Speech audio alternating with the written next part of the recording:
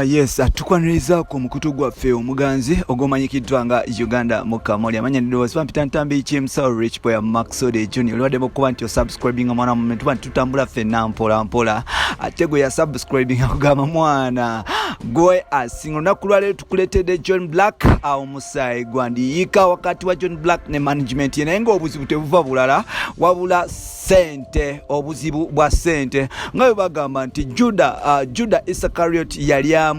Jesus Christ olukwe lwa feza na zaabu ate nga ne kamiyoni yagamba nti bayuda tuyita nabo ekityo management ya John Blaq ne bakyali be bono okuli Norman okuli Faizo DJ oyo no Faizo ye DJ wa Casablanca n'abasigaddewo bakute sente za John Blaq like almost 70 million baba nti bazezibika. John Blaq yasooka n'akola sente wali eri ku mukola tunes era John Blaq yomu ku bayimbi abakyasinze okuba nti bakola sente ku online last year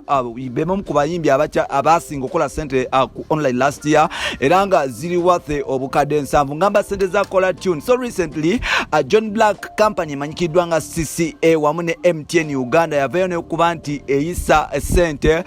ku account ye emanyikiddwa nga Black Magic nga yo account aliko nga signatory ko gata ne bamanager be okuli Norman ne musajja mukulu gwe bayita Faizo. Esente zasooka John Blaq bwe yazifuna bwati yazikwata nazirya nga tagambyeko management ye ngamba DJ Faizo ku gata ne Norman naye nga atenga John Blaq agamba nti akasente kano yali yaketaaga egyali nti yeetekamu ebiseera ebisinga yeetekamu akasente n'okupushinga ye John Blaq ne mama we basinga okuba nti bateekamu akasente sono olwekyo yali talaba nsonga lwaki awako batalibe akasente. So recently sente MTN kogata ne CCA Content Connect Africa basindisa akasente wamana mulenzi go bayita John Blaq ku account emanyikiddwa nga Black Magic akasente kano lwatuse Norman ne DJ Faizo basaze okuba nti bakaliraze zimu ku sente Faizo zabadde achakalira ke South Africa kukuba nti atambuza amawala mu Kampala mu lockdown eno sono lwekyo John Blaq n'aba nti takafunye. Now John Blaq yakubidde batali ba CCA esimu kogata ne MTN Uganda okuba nti ababuuze oba akasente ke kazeeko ku account. John Blaq bamutegeeza nga akasente bwekajja edda nga kati kaweza mwezi mulamba naye nga ate omukulu ono agamba nti takafunanga wanono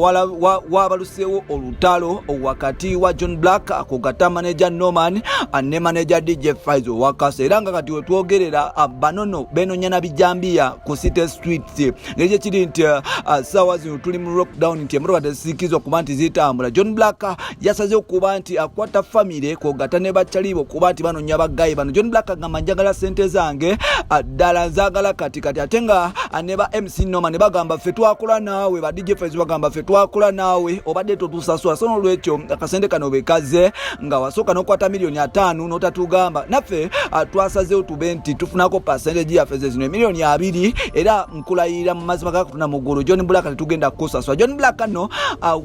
yazenga afuna ebizibu ebyenjawulo especially buchanga management yetandika nti kizibu nnyo bookinga John Blaq n'omufuna mu budde kugata n'okuba nti bamulabisa recently ku show eyali e USA gye bamukasolingamu visa ye n'okuba nti akatabo ka John Blaq kaba nti kakubibwamu ebituli mpola asono lwekyo obuzibu bwa sente butabudde nnyo abayimbi bangi tujjukira nti Fik Famaika kugata ne manager gwe bayita kama Ivan ambayo kana lwa sente akasente kabawula ate nga Jose Kamiliyoni ogoba Sam Mukasa kugata ne muganda gwe bayita Mfrema yanja kali ka sente tunulira sente management ye Uganda